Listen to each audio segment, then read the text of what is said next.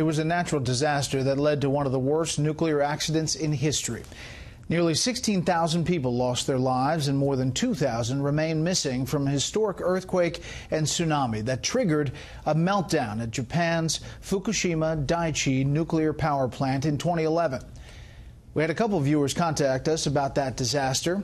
Laura Newingham on Facebook asked, what happened to the nuclear plant in Japan that was leaking into the ocean?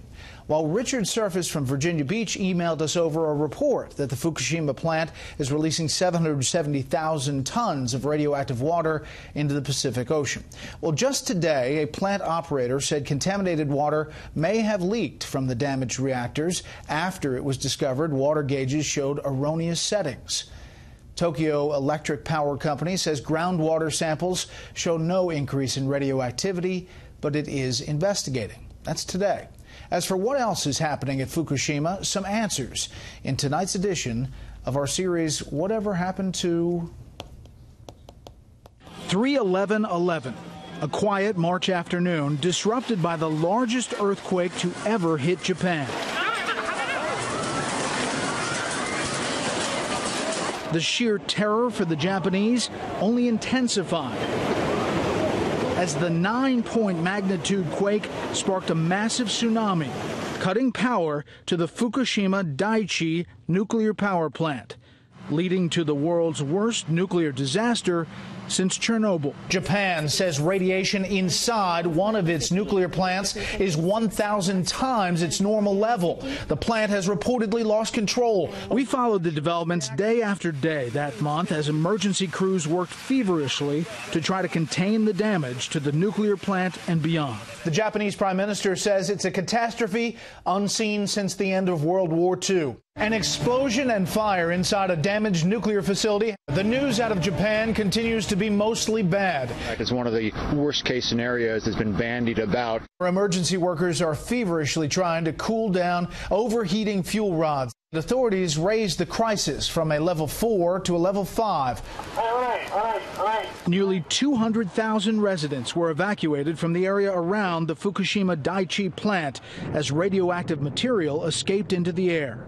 6 years later, areas that used to be home to 24,000 people remain off limits due to high radiation levels.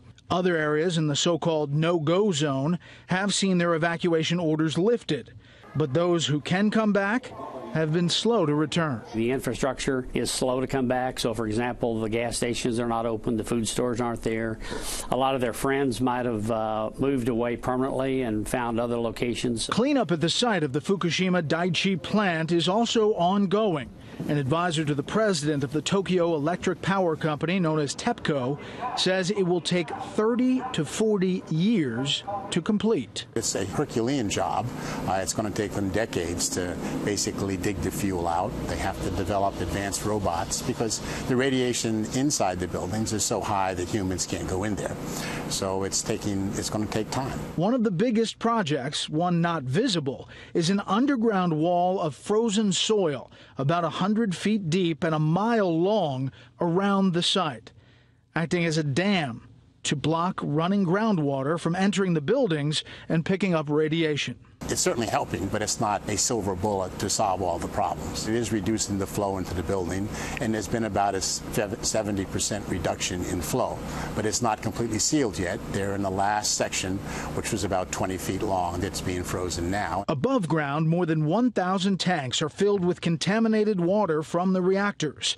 The International Atomic Energy Agency has encouraged Japanese officials to consider a controlled release of that water into the Pacific Ocean. Discharges of treated water are a routine part of many other nuclear plant operations, but so far it has not been done at Fukushima. In order to do that, they really have to regain the trust of the people, and the people have to understand what the issue is. Tritium is a low beta emitter. If you have a watch that glows in the dark, it's probably now made of tritium. This past July, a TEPCO chairman told a Japanese publication the company plans to start the controlled release after a government panel gives it final approval. Last year, the Japanese government estimated the financial damage from the triple disaster will reach $188 billion. And someday, the nuclear plant will exist only in pictures. The plants will not be restarted. They will just remove all the buildings, reshape the contour of the land, and make it look like a park area. So, Laura, Richard, there you go. It's important to note that not a single person has lost his or her life due to the actual nuclear meltdown at Fukushima as of tonight. If you have a story you'd like to see an update on, let me know on Twitter at Brett Baer. Use the hashtag #WhateverHappenedTo, or on Facebook at facebook.com/BrettBaerSR. We'll continue that series next week.